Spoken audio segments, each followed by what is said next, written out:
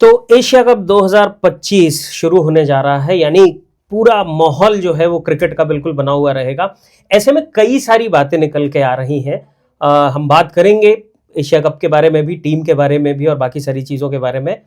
लेकिन इस समय जो सबसे बड़ी बात निकल के आई है क्रिकेट से संबंधित, वो इरफान पठान का एक बयान है जिसमें उन्होंने ये कहा है कि शायद किसी की वजह से वो टीम में नहीं रह पाए, या जो भी इसकी डिटेल्स है।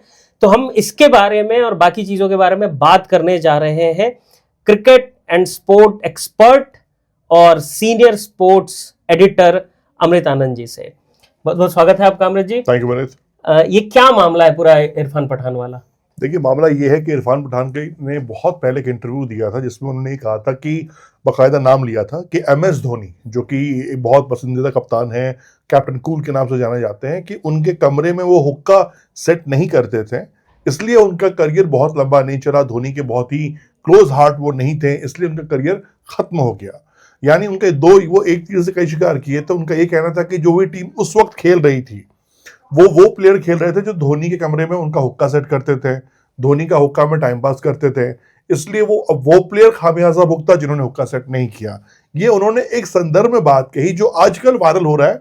MS धोनी के संदर्भ में जब से खबर आई है कि उनको टीम इंडिया मेंटर रखना चाहती है, BCCI उनसे बातचीत कर रही है, तो इस मद्देनजर में ये बात निकल कर चली है। और बात निकली तो दूर तक जाके कहते हैं ना कि आप जो भी कुछ कहते हो ब्रह्मांड में घूमता रहता है, वो कभी ना कभी रिकॉल होता है। तो वही रिकॉल हुआ है और उसके बाद ये नया बवाल शुरू हुआ है अभी। लेकिन उनका एक अभी ट्वीट आया है जिसमें उन्होंने कहा है कि पुराना एक वीडियो फ्लोट कर रहा है, लेकिन उसमें कंटेंट को ट्विस्ट किया गया है। तो मे बी शायद वो ये कहना चाहते हो कि जो जैसा दिख रहा है, समझ में आ रहा है, एक्चुअली वैसा है नहीं। देखो यार, कहने को तो जब उन्होंने ये बात तो कही थी, हाँ। तो जब कही है तो फिर अब उसको डेंट पेंट और पेंटिंग डेंटिंग करके उसको कवर अप करने की कोई जरूरत है नहीं। आपने कहा, आपने किस संदर्भ में कहा, देखो दुनिया आज बहुत समझदार है। सोशल मीडिया पे आप कुछ भी कह देते हो, आप गुस्से में बोल दिए या टाइम पास के लिए बोल दिए, भैया आपने जो चीज बोली है वो घूम कर एक बार आपके पास जरूर आएगी। वो आई है और उसके बाद कई सारी तस्वीरें वायरल हो रही है। वो MS धोनी के गले लग रहे हैं, MS धोनी के साथ जिम में मिल रहे हैं, मुलाकात हो रही है, लोग कमेंट करके पूछ रहे हैं हाँ भैया हुक्का वाला क्या हुआ, तो कह रहे हैं आप धोनी भाई और मैं दोनों साथ बैठ के हुक्का मारेंगे। कई बार क्या होता है, प्लेयर जब यंग होता है, एग्रेशन में कई बार प्लेयर कुछ बोल जाते हैं, उनको पता नहीं होता कि इफ एंड बट्स क्या रिवर्ट होगा उसका। तो ये एक वैसा ही इंसिडेंट था और उनमें ये आरोप भी लगा था कि जो खिलाड़ी सुरेश रैना, जडेजा, RP सिंह जैसे बड़े प्लेयर्स जो धोनी के साथ करीबी हैं, वो इसलिए हैं क्योंकि वो हुक्का सेट करते हैं, धोनी के हुक्का पार्टी में पार्टिसिपेट करते हैं। पहली बात तो मैं बता दूं, मैं क्लियर कर दूं कि देखो ऐसा कतई नहीं है। धोनी एक महान कप्तान थे, महान कप्तान है, महान कप्तान रहेंगे, ये इतिहास है। और क्रिकेट में देखो यार, जितनी हम बातें करेंगे, क्रिकेट इतिहास से चलता है। इतिहास के पन्नों में MS धोनी का नाम स्वर्ण अक्षरों में लिखा हुआ है। MS धोनी पर्सनली लेवल पर कोई शराब पीते हैं नहीं पीते, सिगरेट पीते नहीं पीते, हुक्का पीते नहीं पीते, ये उनका पर्सनल मैटर है। धोनी कभी भी पब्लिक प्लेटफॉर्म पे आके कभी किसी भी गलत एंडोर्समेंट का या गलत बातें आज तक उन्होंने नहीं की हैं, तो ये मैटर नहीं करता। उनकी पर्सनल लाइफ पर जाकर ये चेक करना कि वो अपनी फैमिली टाइम में क्या कर रहे हैं, पास टाइम में क्या कर रहे हैं, वी डोंट केयर। तो एक तरह से देखा जाए तो क्या आज से कुछ साल के बाद, जैसे इस एशिया कप के सिलेक्शन को अगर हम देखें हमारी टीम को, तो आज से कुछ साल के बाद क्या श्रेयस अय्यर, गौतम गंभीर के लिए भी ऐसा कुछ कह सकते हैं क्या?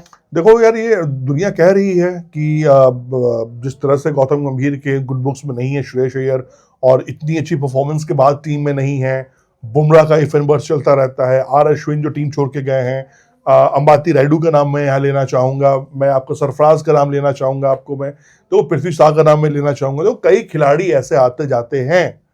देखो एक बात समझो, एक कप्तान को जब जिम्मेदारी दी जाती है, एक कोच को जब जिम्मेदारी दी जाती है ना, तो फुल पावर दिया जाता है, गलत भी उसका, सही भी उसका। हाँ। आपको रिजल्ट मिल रहा है ना। इंग्लैंड जाने से पहले क्या बातचीत थी कि भारतीय टीम 0 है, बच्चे जा रहे हैं, युवराज के बिना विराट के और रोहित के बिना क्या ये टीम खेलेगी? खेला ना, ड्रॉ कराया ना, सेंचुरी पे सेंचुरी लड़कों ने बनाई ना। क्रिकेट बहुत अस्थिरता गेम है, यहाँ कब क्या होगा, किसकी तस्वीर और तकदीर बदलेगी वो पता नहीं चलता है। आप ईमानदारी से खेलते रहिए। और जस्टिफिकेशन की बात देखो, ये आप भी जॉब करते हैं, मैं भी जॉब करता हूं, हमें भी लगता है कई बार कि यार जितना हम एफर्ट डाल रहे हैं उसका रिवॉर्ड है, उसका अवार्ड हमें नहीं मिल रहा है। हम जितनी मेहनत कर रहे हैं शायद मैं इससे बेटर डिजर्व करता हूं, अपने सामने वाले से, बट वो चीज़ नहीं मिल रही है। तो MS हमेशा एक बात कहता है कि जो क्रिकेट का खेल है ना वो सिक्के से शुरू होता है, यानी किस्मत। किस्मत में जितना आपके लिखा हुआ है ना वो आपको मिलेगा, और जब तो सिक्का ऊपर जाता है, जब तक नीचे आता है, आप हेड बोलते हैं, आप टेल बोलते हैं, वो सिक्का किस पल गिरता है वो सब किस्मत पर डिपेंड करता है। तो मैं यही कहूंगा आपसे विनीत, किस्मत का खेल है। इस खेल में तो बड़े बड़े खिलाड़ी लपेटे में आए, तेंदुलकर से लेकर MS धोनी से लेकर विराट कोहली से लेकर रोहित शर्मा से लेकर। अब विराट कोहली को बताओ इस उम्र में क्या संन्यास लेने की जरूरत है? क्रिकेट क्या विराट कोहली बची नहीं है? क्या रोहित शर्मा क्रिकेट बची हुई नहीं है?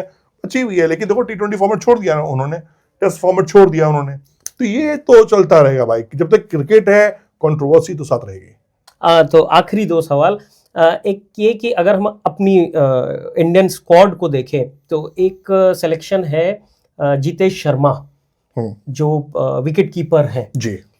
अगर हम वैसे करके देखें तो T20s में उनका एवरेज सिर्फ 26 का है।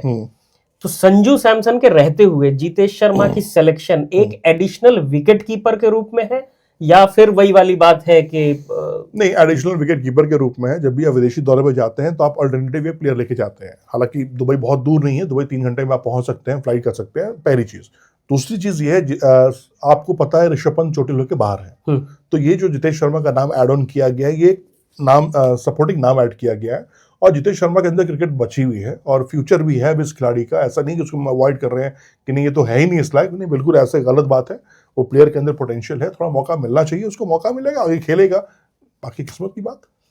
आखिरी सवाल, जो सबसे रोमांचकारी मोड़ होगा इसका वो होगा इंडिया पाकिस्तान का जो मैच है।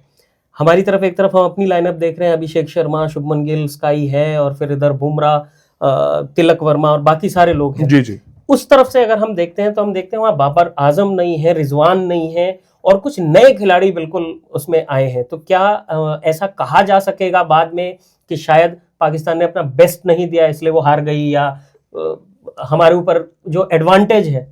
देखो, मैं तो ये कहूंगा कि आपके मुंह पे सरस्वती बैठी हो कि वो हार जाए कि पाकिस्तान से हार किसी को बर्दाश्त नहीं है।